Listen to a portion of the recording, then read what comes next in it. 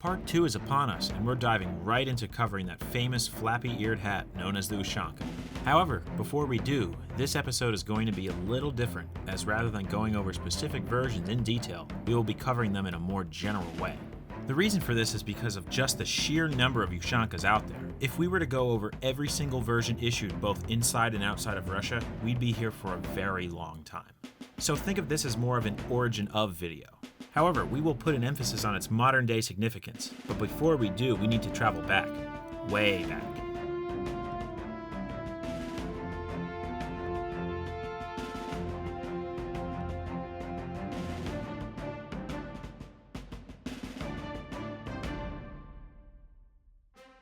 To begin, we first need to ask the following questions. What does Ushanka mean, and what is it? Simply put, it translates to ear flap, and is just that. A hat with flaps that can fold down and cover the ears, and often the back of the neck. Although the Budanovka sort of predates the Ushanka in an official military issue and modern sense, the Ushanka has been around for centuries. Sort of. The earliest instances of an Ushanka-type hat came from the many peoples of the Great Steppe. The Great Steppe, also known as the Eurasian Steppe, was home to numerous nomadic tribes and empires, as it stretches from Manchuria all the way to Hungary. Some of the more famous inhabitants were the Cossacks, Scythians, and the Mongols. Because of the Great Steppe's vast stretch of area, numerous climates were encountered by travelers. This helped create the idea of hats with ear flaps that could be pulled down in colder areas and raised up in warmer ones. As these groups were often very nomadic, they would bring with them these various ear-flapped hats, which would become introduced into different societies, one of the first being what is now present-day Western and Central Russia. Though it's hard to exactly pin down where the idea of a flapped hat originated, one of the earliest people to adopt it were the Scythians. They wore a hat similar to one that would become known as the Phrygian or Liberty Cap. First seen around 300 BC, these hats spread across the steppe and eventually into Europe and beyond, where they gained a life of their own, from identifying barbarians, symbolizing liberty, to being worn by mythical characters such as gnomes. However, things really took off with the Mongol Empire. As they expanded across Asia and Europe in the 1200s, the rise of another ear-flapped headpiece was seen. Consisting of a cone top, these hats, frequently referred to as luvas or malachi, included a single long flap that would cover the back and sides of the neck down past the shoulders. As time progressed, slits were cut into the flap, which allowed the back and sides to be rolled up and down at the wearer's discretion. Jump forward to around the 1600s and a hat called the trukh, which roughly translates to 3 ears, as well as a newer version of the malachi, began being used by people located in central and northern Russia. These hats were similar in principle, but differed in that they included larger circular crowns and 3 separate ear flaps that would again cover the back of the neck and ears. Of course, these predecessors had no real uniformity, as they were worn by a variety of people and were not an official military piece on any large scale. Fast forward to the early 1900s, and the first real mass-produced military version was seen. When the red and white governments of Russia began vying for power, both sides started playing around with uniforms that would distinguish their forces from the enemy. As we covered in the first part, the Red Army went with the Budanovka, which harkened back to the era of the Bogatirs. Well, on the other side, Alexander Kolchak, leader of one of the larger white armies and head of the provisional all-Russian government, wanted to do the same. Kolchak borrowed the concept and elements of these older flapped hats and created something that was new, yet old. Although we just mentioned how the origins began in Asia, this new hat was originally referred to as the Norveska, which means Norwegian. Why is this? Well, simply put, at the time, hats like this were commonly seen in regions of Scandinavia, like Norway, and had recently made its way into close Russian cities like St. Petersburg. We'll get back to this in just a few. Although the hat didn't fully reach standard issue, it did see use by a lot of white troops, and soon gained the name Kolchakovka, or Hat of Kolchak. The Kolchakovka wasn't exactly the modern-day Ushanka, as they were often made of thick woolen cloth and had a more pronounced visor. Much like the Budanovkas of the Red Army, the Kolchakovkas didn't offer much insulation to the wearer.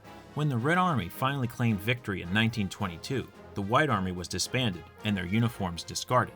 And like that, the Kolchakovkas were no more. However, remember that reference to Norway? Yeah, well, starting around the late 1800s, but really picking up in the early 1900s, many northern European countries would begin to wear Ushanka-type caps. Some of the more notable examples were the Finnish Turkislaki M22 and M36 hats, which were issued to their troops. Caps like these would slowly seep into Russian society in a larger way, starting in the mid to late 1920s.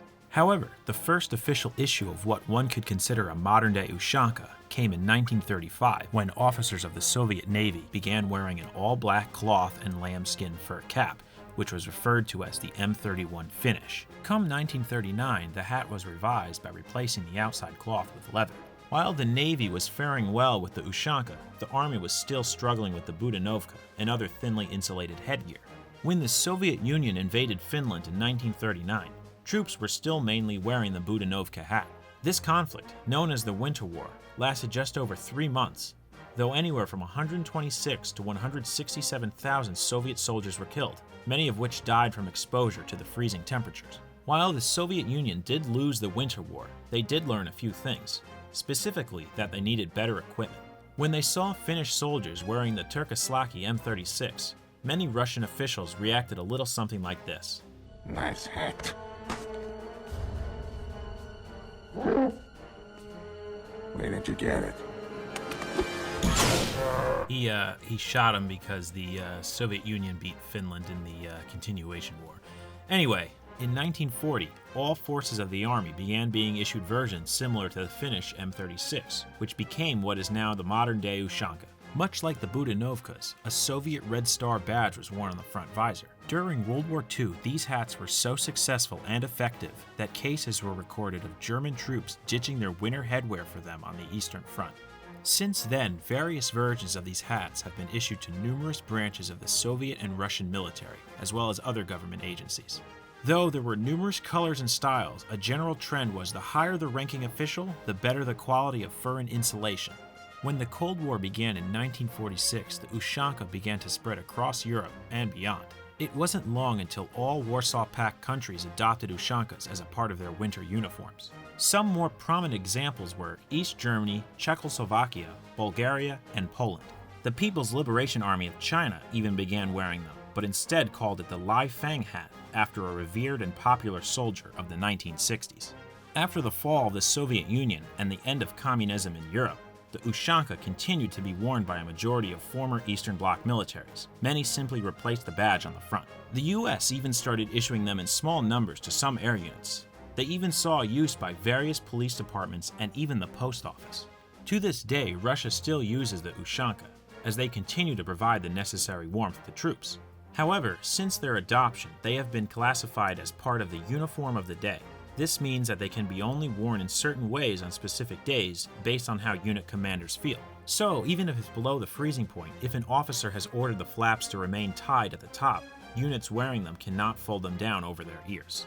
Finally, in 2013, as a part of an updated uniform, Russian Ushankas were given an overhaul, in that newer versions included a Velcro closure for the ear flaps, newer non-fish fur insulation, and openings on the side for earpieces and headsets. Today, the Ushanka is seen as a stereotypical Russian hat. However, it has quite a long and diverse history, and hopefully because of this video, you'll now see it as something a little more than that stereotype. We hope you enjoyed our little two-part series covering some of the more prominent 20th century Russian headwear. As we always say, be sure to subscribe or keep an eye out for more of the history of and other videos right here on Uniform History.